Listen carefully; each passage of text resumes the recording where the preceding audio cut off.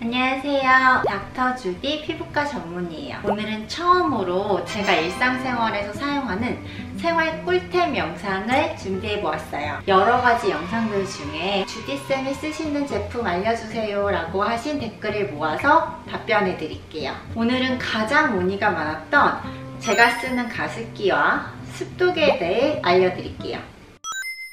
그동안 속건조 영상, 수분크림 영상 등 여러가지 영상에서 수분크림이나 기초 화장품을 아무리 열심히 발라도 피부가 계속 건조하면 공기 중에 습도를 높여보시라고 말씀드렸죠. 그 영상들을 보고 그동안 집에서 안 쓰던 가습기를 꺼내서 다시 틀었을 뿐인데 피부가 촉촉하고 속건조가 없어졌다고 하시는 댓글 후기들이 많아서 참 뿌듯했어요. 그런데 제가 쓰는 가습기가 무엇인지 콕 집어서 말해달라고 하시는 댓글들이 정말 많았어요. 오늘은 먼저 제가 쓰는 가습기가 뭔지 말씀드리고 피부에 적절한 습도가 뭔지 말씀드리면서 제가 쓰는 습도계도 소개시켜 드릴게요. 그리고 가습기 쓰실 때 꼭 주의하셔야 될 점과 마지막으로 이렇게 논란이 좀 있는 초음파 가습기를 제가 선택한 이유에 대해 말씀드릴게요.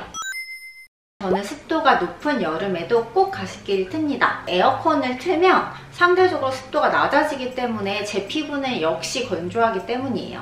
제가 쓰는 가습기는 모두 인터넷에서 구입한 것들이에요. 저는 거실과 안방에서 쓰는 이런 대용량 가습기와 작은 방에서 쓰는 소용량 가습기 두 개를 쓰고 있어요. 이 소용량은 미로 에어레스트 AR 2번 가습기고요. 저는 ssg.com에서 스페이 할인 행사를 통해서 작년 10월쯤에 한 65,000원 정도에 구입을 했는데 세상에 지금은 가격이 150,000원 정도로 훨씬 더 올랐더라고요. 제가 이 미로 에어레스트 가습기를 산 이유는 총 6가지가 있어요. 2리터라는 용량이 작은 방에서 쓰기에 적절했어요. 설명표에는 가정용 거실용이고 59.6제곱미터의 방에서 쓰기 좋다고 적혀있네요. 저는 보통 분무량을 최고로 틀어놔요. 이 가습기가 2리터 정도인데 최고 분무량일 때 한 4시간에서 5시간마다 물을 다시 넣어주면 됐었어요.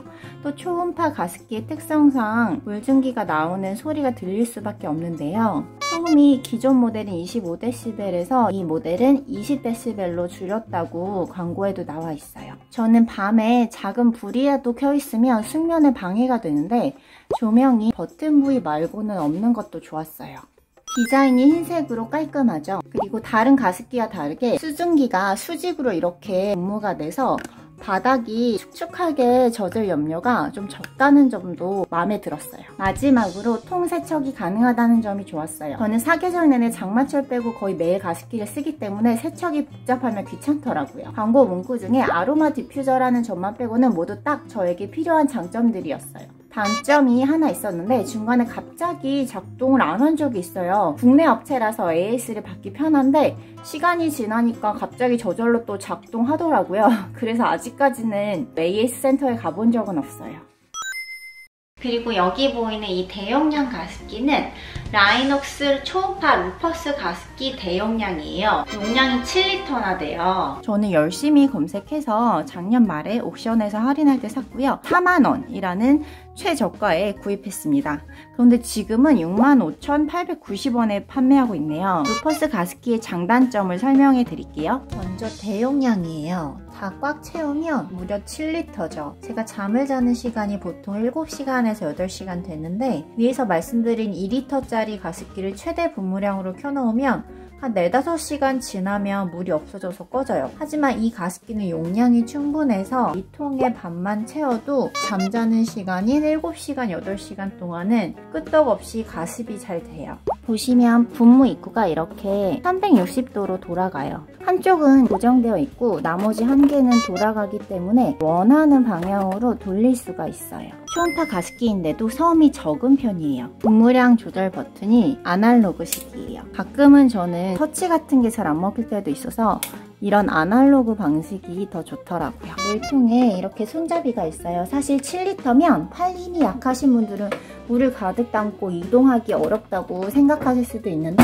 손잡이가 있어서 물을 꽉 채워도 들고 다니기가 많이 어렵지는 않아요. 반투명한 원통형이라서 세척이 편해요. 물이 없는 상태에서 가습기를 켜놓으면 불은 빨갛게 켜져 있고 본체는 약간 뜨거워지긴 하는데요. 중간에 혹시 물이 다 달아도 자동으로 전원이 차단된대요. 이 가습기의 단점이라 아니라기보다 약간 아쉬운 점, 그리고 사용할 때 주의사항을 같이 말씀드릴게요. 용량이 너무 많아서 남은 물을 그대로 하루 종일 두었을 경우에 통 안에서 곰팡이 냄새가 나요. 그래서 저는 반 정도, 3.5리터 정도만 채우고 밤에 잠을 자고요. 아침에 남은 물을 다 버린 다음에 통을 열어두고 건조시켜 놓고 외출을 하면 곰팡이 냄새가 잘 안 나요. 그리고 디자인이 좀 투박하다고 생각하실 수도 있겠네요. 색상이 분홍색밖에 없어서 심플한 무채색이 나오면 좀 더 인기가 많아지지 않을까 생각해 봅니다.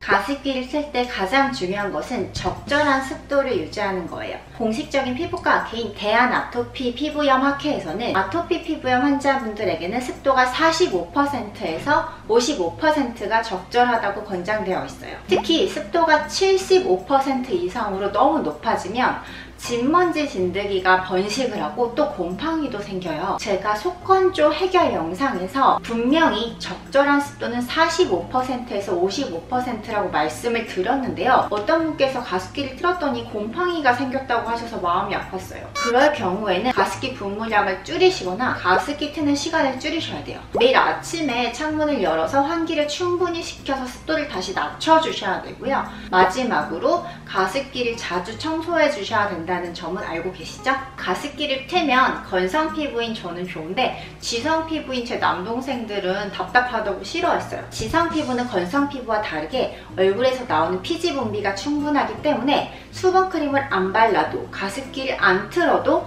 저절로 피부 보습이 되는 분들이 많아요. 그래서 꼭 모든 사람이 가습기를 꼭 써야 하는 것은 아니에요. 저는 아기 때부터 아토피 피부염이 심했기 때문에 아기 때부터 지금까지 평생 가습기를 썼는데 습도계가 비쌀까봐 살 생각도 못했는데요. 우연히 면세점 인터넷 쇼핑몰에서 이 습도계를 발견한 거예요. 생각보다는 저렴해서 구입한 이후로 지금까지 쭉 잘 쓰고 있어요. 이 습도계는 제가 2년 반 동안 썼는데 동그란 배터리는 한번 갈아주었고요. 이 제품 말고도 요즘 저렴한 습도계가 많이 나와 있더라고요. 그런데 가습기 구입하실 때 꼭 말씀드리고 싶은 점이 4가지 있어요. 민감성 피부는 가습기에 절대로 천연 아로마 오일 넣지 마세요. 그리고 이미 알고 계시겠지만 가습기 살균제를 절대 쓰면 안 된다는 것, 가습기 세척은 주기적으로 잘 하셔야 된다는 점, 매일 아침에 환기를 충분히 시켜줘야 한다는 점이에요. 화장품에 들어가는 향료뿐만 아니라 공기 중에 있는 향료도 똑같이 알레르기 반응을 유발할 수 있어요. 또한 저는 가습기 살균제를 단 한 번도 쓰지 않았어요. 환기만 잘 시켜주고 적절한 습도만 유지해주면 초음파 가습기는 그렇게 위험하지 않아요. 단지 가습기 살균제라는 쓸 필요가 없는 제품을 썼기 때문에 초음파 가습기가 나쁘다는 오명을 쓰게 된 거예요. 제가 10년 동안 쓰던 초음파 가습기가 망가져서 AS 센터에 갔는데 기사님께서 초음파 가습기 세척 방법을 알려주셨어요. 식용 식초로 일주일에 한 번 정도는 세척을 하면 된다고 해요. 저는 귀찮아서 매일 아침에는 그냥 가습기에 남은 물을 버리면서 간단히 물로만 씻고요. 통을 꼭 열어서 가습기 안을 건조시켜 놓아요. 마지막으로 밤새도록 습도가 높아서 아침에 일어나면 피부가 촉촉해지는 건 좋지만 밤까지 축축해지면 안 되겠죠? 그럼 곰팡이도 생기고 진먼지 진드기도 번식을 잘해요. 그래서 아침에 외출하기 전에 꼭 가습기 틀었던 방은 충분히 환기를 시켜주셔야 돼요. 창문을 열어놓으면 습도가 금방 다시 낮아져요. 아까 보셨다시피 저는 물이 연기처럼 나오는 초음파 가습기를 써요. 그런데 알고 계시다시피 가습기는 물 입자를 배출하는 방식에 따라서 초음파식, 가열식, 기화식으로 나눠져요. 가격이나 유지 관리 비용은 초음파식, 가열식, 기화식 순으로 비용이 많이 들어요.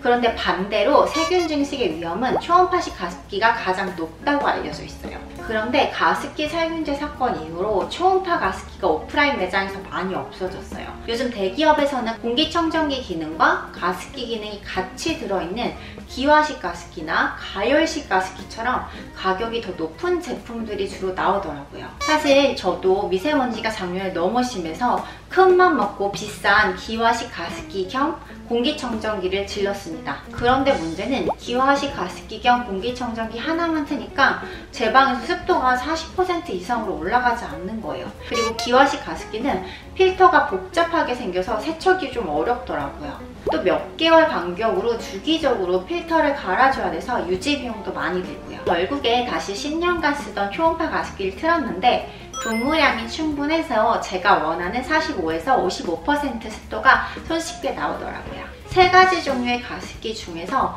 순수하게 습도를 조절한다는 목적 하나만 본다면 저는 초음파 가습기가 가격도 저렴하고 관리도 쉽고 또 분무량 조절도 쉽게 되니까 좋았던 것 같아요. 그런데 개인적인 사용 경험에 따라 의견은 다 다를 수 있는 점은 알고 계시죠? 이렇게 제가 사용하는 가습기 소개가 끝났습니다. 제가 여러분들의 댓글에 간단하게 답을 하지 못하고 영상을 기다려달라고 말씀드리는 이유를 아시겠죠? 저 자신도 아토피 피부염 환자이기 때문에 가습기 살 때마다 정말 고민을 많이 했고 걱정되는 부분도 많아서 말씀드리고 싶은 내용이 많다 보니까 이렇게 영상이 늦어졌어요. 한국은 장마철을 제외하고는 사기 전에는 습도가 낮은 편이에요. 습도가 높은 여름에도 에어컨을 틀면 실내는 여전히 건조할 수 있어요. 아무리 수분크림을 발라도 피부가 건조하신 분들은 밤에 가습기를 틀고 주무시면 피부가 촉촉해질 수 있어요. 여러분 모두 이번 영상 참고하셔서 각자의 집에 잘 맞는 가습기 사시는데 도움이 됐으면 좋겠네요. 그럼 저는 다음 영상에서 또 제가 사용하는 생활 꿀템을 가져올게요. 그럼 안녕!